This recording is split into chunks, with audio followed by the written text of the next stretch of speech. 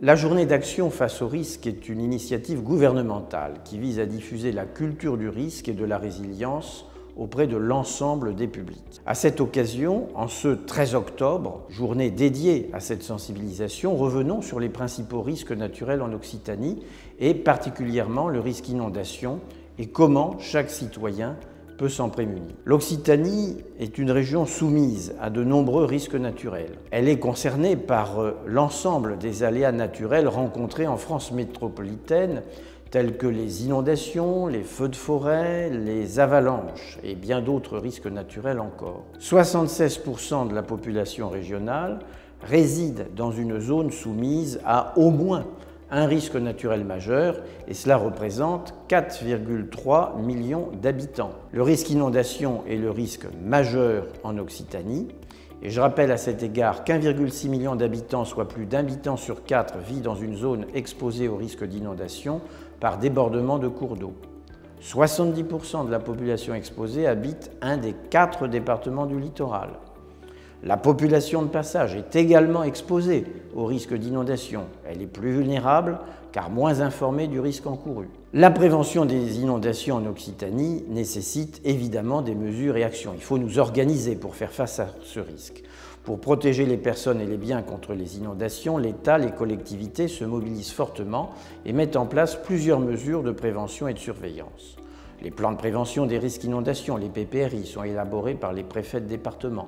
Ils identifient les zones les plus à risque de chaque commune et déterminent les zones constructibles pour éviter les dégâts en cas d'inondation, aidant ainsi à planifier l'urbanisation de manière sécurisée. Les programmes d'action pour la prévention des inondations, les PAPI, permettent aux collectivités locales de mener des travaux ou projets concrets pour réduire les risques d'inondation. Ils permettent d'accroître la connaissance du risque, sa surveillance, de prévoir des aménagements hydrauliques, comme la construction de digues par exemple, la gestion des écoulements et la restauration des zones inondables. Mais au-delà de ces mesures publiques, le citoyen doit bien sûr être le premier acteur de la sécurité. Si l'État, si les collectivités sont pleinement mobilisées, le citoyen doit être sensibilisé à cette culture du risque.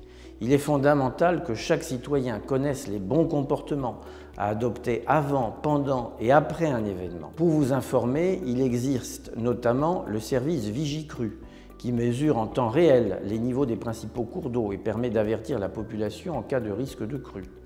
Selon la gravité du risque, une alerte jaune, orange ou rouge est émise avec des conseils sur les comportements à adopter. Les citoyens peuvent s'inscrire gratuitement pour recevoir ces alertes sur le site vigicru.gouv.fr, mais aussi le site Géorisque, georisque.gouv.fr, qui permet à chaque citoyen de mieux comprendre les risques qui le concernent, de connaître, par une recherche simple par adresse, les risques près de chez lui et de prendre connaissance des comportements adaptés pour y faire face en cas de crise. Sachez également que les propriétaires et bailleurs ont l'obligation d'informer locataires ou acheteurs au travers de diagnostics. Quant à vous qui louez ou achetez un bien, prenez-en connaissance. Je voudrais mettre à profit ce propos pour l'élargir aussi aux risques industriels, aux risques technologiques. Il est important que les citoyens soient parfaitement informés des risques existants sur leur commune. Et je rappelle à cet égard qu'existe un document départemental, le DDRM, le document départemental des risques majeurs, qui identifie pour le département